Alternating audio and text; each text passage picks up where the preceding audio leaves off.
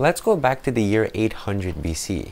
On a bright sunny morning, you, along with your crew, have departed the island of Crete in a voyage towards mainland Greece. The waters are calm, there's barely any wind, and you trust that your fellow commander Artemis has made the appropriate prayers and sacrifices to Poseidon before departing.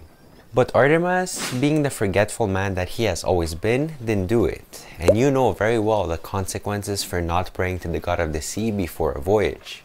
Suddenly, the sky turns dark, you feel a strong breeze and the waters start moving. A storm is coming.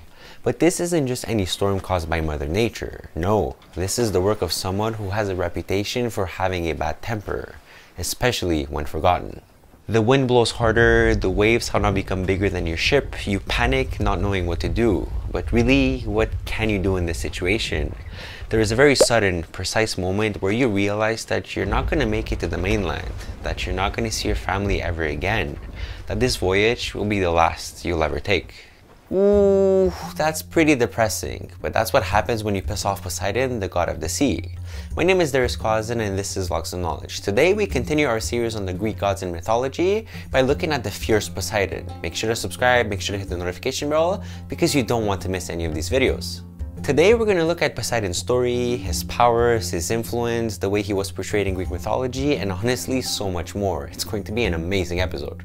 As we've briefly mentioned in previous episodes, Poseidon is the brother of Zeus. As such, he was swallowed along with his other siblings by his father Kronos in an attempt to stop his children from ever taking the throne away from him. And if you've watched the previous episode, then you know how that went.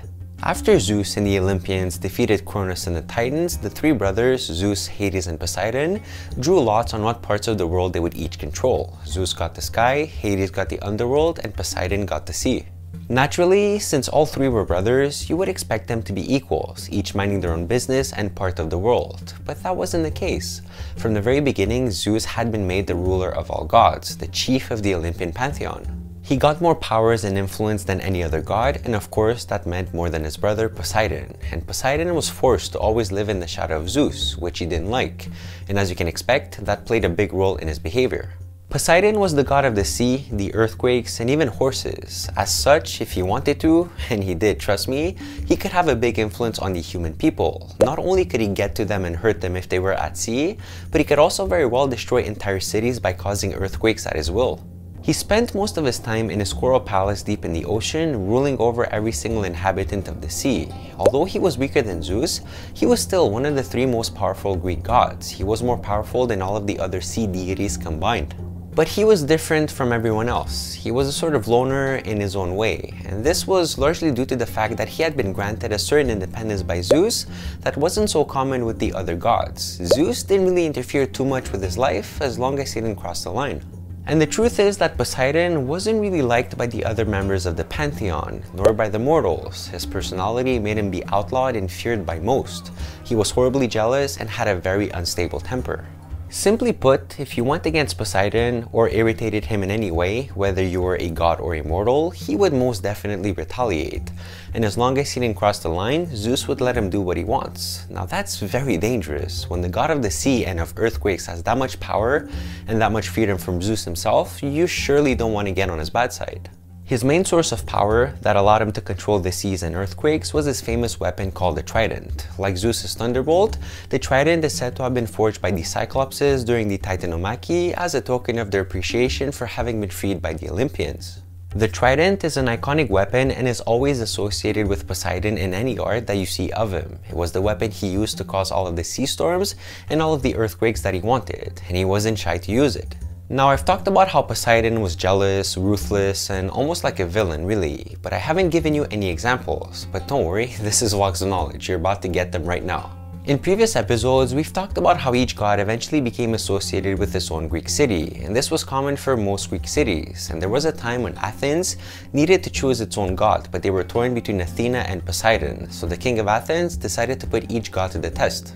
They each had to create something valuable to the Athenians, something that everybody could benefit from. Poseidon went first, struck his trident to the ground, and made a spring of water come up, providing water for everybody in the city. The water, however, was salty and proved to be of little use to the Athenians. Athena, on the other hand, planted an olive tree, which gave the people oil, wood, and food, which in their eyes was much more useful than the spring Poseidon had made. The people voted and she won the contest, becoming the official god of Athens, worshipped to the highest degree.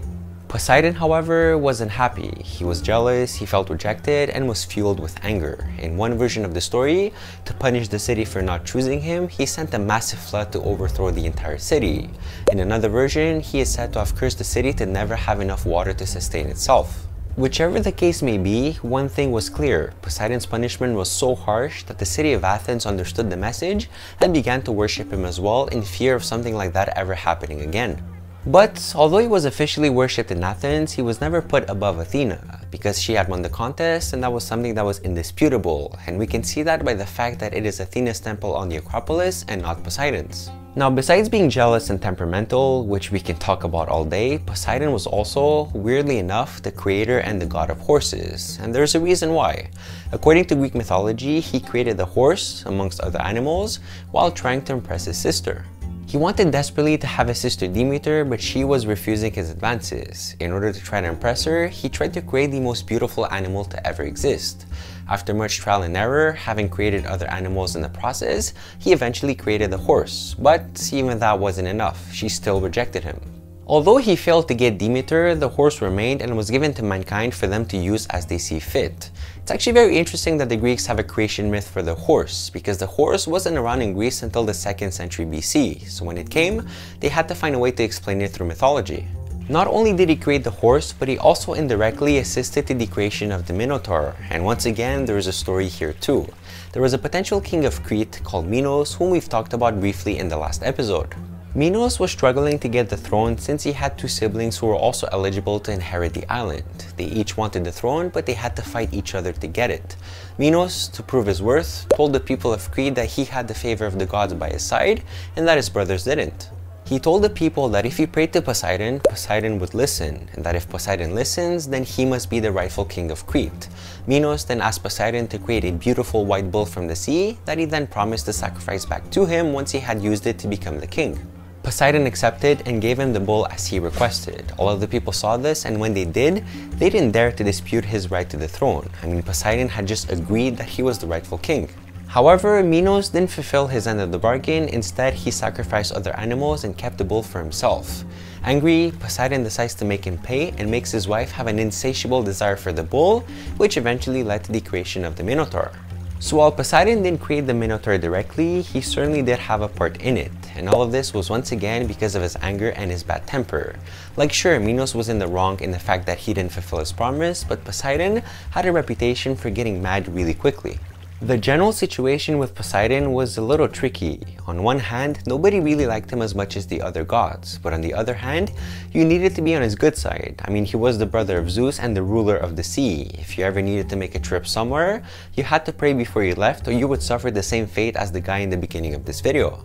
And people would always pray for a safe journey through the sea. Even if they didn't like the god particularly, they would still do it in fear for their life. And if they did, he would usually grant them a safe passage to their destination.